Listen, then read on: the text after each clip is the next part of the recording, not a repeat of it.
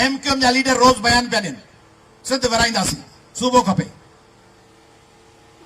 अहिड़ा जे मुड़ुस माण्हू जो आहे त उते वेठा हुजो आहे, उते मुक़ाबिलो कयो आहे, उते कुल्हे ते पंहिंजूं चडियूं रखी ऐं गोॾूं रखी भॻायो।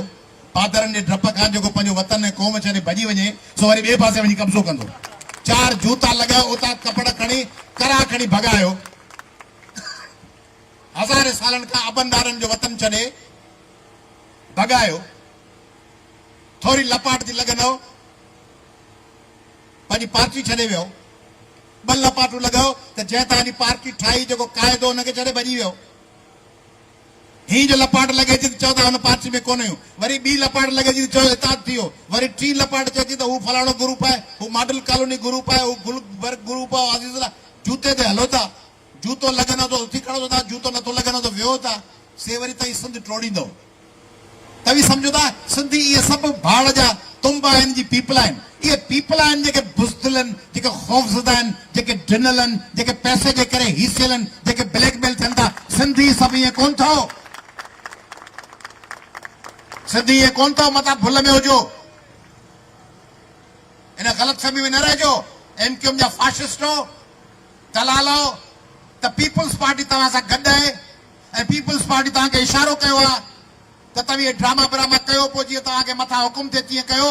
इन ग़लतफ़हमी में पीपल्स पार्टी जे फुकुन ते न हलिजो। पीपल्स पार्टी त कालाबाग डैम लाइ बि हिमायती थी वई, चयो हुन जो नालो इंडस डैम रखो। पीपल्स पार्टी त कैनालनि ते सौदो कयो, कारपोरेट फार्मिंग ते बि कयो हुई। पीपल्स पार्टी त ॿिटो निज़ाम बांधो। पोइ पीपल्स पार्टी खे हलण ॾिनो छा संदड़े माण्हुनि? असां हलण ॾिनो छा? अयाज़ लतीफ़ पली जे ऐं तव्हां संदड़े हज़ारे माण्हुनि खे कामयाब थियण ॾिनो छा ॿिटे निज़ाम खे या कैनालनि खे?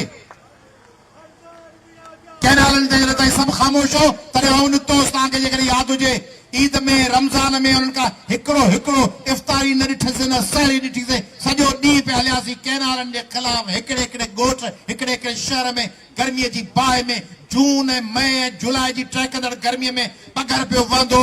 हितां जो भाउ अयाज़ लतीफ़ पली जो सिंध जे हिकिड़े हिकिड़े ज़िले जे, हिकिड़े हिकिड़े तइलके जे, हिकिड़े हिकिड़े शहर ते पियो हलंदो।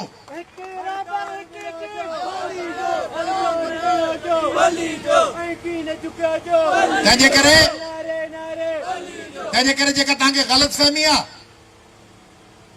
त तव्हीं सूबा टोड़ींदव, तव्हीं सिंध जा गैस, पेट्रोल, कोयला, पाणी खसींदव। सिंध में टेम्परेचर वधंदो पियो। सिंधी सम्झनि था ही पाकिस्तान असांजो आहे। सिंधियुनि जे माण्हुनि जी अक्सरत सम्झे थी त ही पाकिस्तान असांजो मुल्क आहे।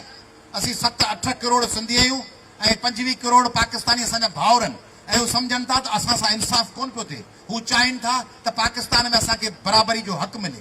सिंधी हिन फेडरेशन में हिकिड़ो अहम तरीन हिसो आहिनि। पाकिस्तान जी करारदाद मंज़ूर कंदड़ आहिनि। सिंधी पाकिस्तान जा बानी आहिनि, सिंधी पाकिस्तान जा फाउंडर आहिनि। उहे ॾिसनि पिया तव्हीं असां सां बहितर कोन पिया हलो।